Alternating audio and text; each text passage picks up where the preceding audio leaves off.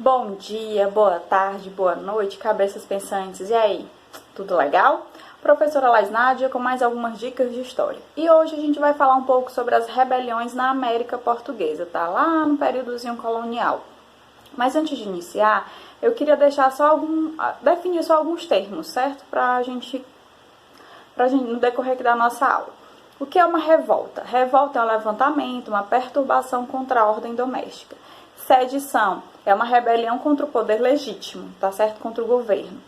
Inconfidência é a falta de fé devida ao príncipe. Conjuração, prestar fé de concorrer para algum mal público contra o príncipe ou contra o governo, tá certo? No Brasil, entre 1500 e 1822, na América, ocorreu uma série de rebeliões. Elas ficaram conhecidas como revoltas nativistas e separatistas. Nesse vídeo de hoje, a gente vai ver um pouco sobre as revoltas nativistas, tá certo? É a parte 1. Na parte 2, a gente vai ver um pouco sobre as separatistas. Mas sim, essas revoltas nativistas, elas eram se tratava apenas de indisposições com a coroa portuguesa. Eles não questionavam o poder central. Entre elas, eu vou destacar para vocês a revolta de Beckman, que aconteceu em 1684, certo? No Grão-Pará e Maranhão. Quem movimentava a economia lá naquela época no Grão-Pará e no Maranhão eram os índios, tá certo? A mão de obra indígena. Ao serem informados da proibição da escravização desses índios, os colonos, eles fizeram o quê? Protestaram. Sim, protestaram, porque eles exigiam uma atitude do governo português. Com isso, foi criada a Companhia do Comércio do Maranhão para vender escravos africanos para esses colonos. Só que, detalhe, a companhia ela não cumpriu. Ela acabou não cumprindo com o que eles tinham acordado, que eles entraram em acordo. Além disso, ela falsificava os pesos e as medidas. Minha gente, Coitado. E aí, o que a população fez? A população planejou uma revolta contra a Companhia de Comércio, tá certo? Liderados por Manuel Beckman, por isso o nome lá da revolta, Manuel Beckman. Eles destruíam os armazéns e acabaram também destruindo o governador. E aí, o que foi que o governo português fez? Será que ficou de braços atados? Jamais. Eles reagiram e reprimiram os rebeldes. E atendeu às exigências do governo, Foi extinguida a Companhia de Comércio e voltou a se permitir a escravização dos índios, Aí a gente parte, depois da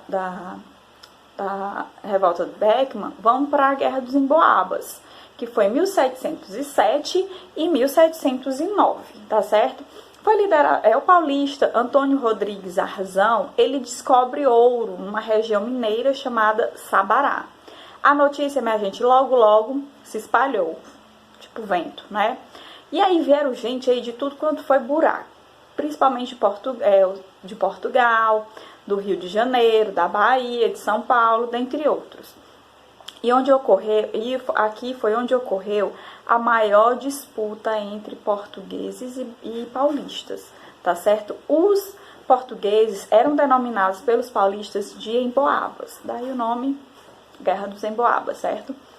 Os emboabas, eles foram proibidos de entrar na região. E aí, o que eles fizeram? Eles reagiram e eles pegaram em armas e foram liderados por Manuel Nunes Viana, tá certo? Foi um conflito que aconteceu lá numa regiãozinha conhecida como Capão da Traição, tá certo? E o conflito acabou sendo o quê? Vencido pelos próprios emboabas, ok? E aí a gente parte para outro agora, que é a Guerra dos Mascates, que aconteceu em 1710 e 1711. Aqui foi o seguinte, é uma historinha. Os senhores de engenho de Olinda, eles contraíram dívidas com os comerciantes de Recife, que eles eram conhecidos como mascates. E eles acabavam sendo enriquecidos, Embora Recife fossem ricos, eles não tinham poder político. Já Olinda possuía, sim, o poder político, certo? Então, os recifenses, eles pediram ao rei de Portugal que levassem o seu povoado à condição de vila. Assim, eles teriam a sua própria Câmara Municipal, teriam poder político naquele momento. O pedido foi atendido. Eles acabaram erguendo um pelourinho, tá certo? Que é como se fosse uma espécie de resistência, de mostrar poder naquele momento. E aí, inconformados, os olindenses, eles foram e invadiram Recife e acabaram, minha gente, destruindo o Pelourinho, certo? O governo português acabou reprimindo o movimento. Recife ele foi confirmada realmente como vila independente e acabou sendo a capital de Pernambuco. Que história, né? Por fim, a gente finaliza com a revolta de Vila Rica, em 1720, na figura de Filipe dos Santos. Para controlar a exploração do ouro, a questão da cobrança de impostos, o rei criou a intendência das minas, porque eles eram cobrados vários tipos de impostos, entre eles sobre homens livres, sobre os escravos, sobre o tecido, sobre o ouro. Detalhe desse sobre o ouro. Sobre o ouro eles cobravam o quinto. O que era isso? 20% de tudo quanto era tipo de ouro que eles encontrassem, eles tinham que pagar o quinto, tá certo? Do ouro extraído. E aí, nessa época, o povo era esperto, o povo era mala, para não passar pela inspeção, da coroa portuguesa, o povo ele acabava escondendo o ouro em qualquer lugar, em todo canto. Dentro do dedo, na boca, na sola do sapato, enfim. Vocês já ouviram falar naquela expressão santo de pau oco? Pois é, surgiu mais ou menos aqui, certo? Até dentro do povo dos santos eram escondidos pedaços de ouro para não passar pela bendita fiscalização.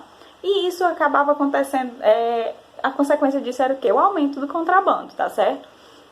E o que se fizeram? Em 1719 criou-se as casas de fundição, que era para fundir o ouro, para o ouro ficar em barra. Aí qual foi a consequência também disso? Aumentou a insatisfação das pessoas, ocasionou essa revolta em Vila Rica, e o que eles exigiam? Redução no preço dos alimentos, anulação do decreto que criava essas casas de fundição.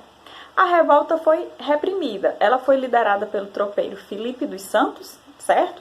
Ele foi preso, Filipe acabou sendo morto e o seu corpo foi cortado em pedacinhos e exposto nas margens das estradas. Para que isso? Para servir de exemplo, para ninguém querer desafiar um momento como esse, certo? E aí, nesse momento, o rei separa Minas Gerais de São Paulo para aumentar o controle sobre a colônia. Finalizando, qual foi a consequência da mineração e do mercado interno? Ocorreram várias mudanças no Brasil, certo? Como a ocupação e povoamento em áreas do interior, florescimento da vida urbana, o surgimento das vilas, das cidades, o crescimento do mercado interno, certo? Foi nossas dicas de hoje, espero que tenham gostado. Beijo, tchau, até a próxima aula, parte 2, tá certo?